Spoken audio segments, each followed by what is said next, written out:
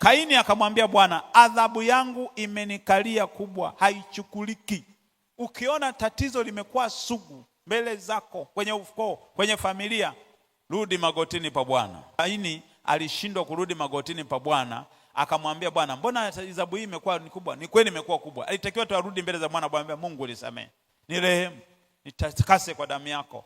Na pale pale Mungu wetu ni mwingi wa rehema, usamehe dhambi, usamehe maovu, usamehe makosa, si mwingi wa hasira. Angerudi tu Kaini mbele za Bwana na kutubu, lile tatizo sugu ambalo lilikuwa limeachiliwa mbele za ardhi kwamba haitampa mazao yake, Mungu angeliondoa. Mungu angefanya nini?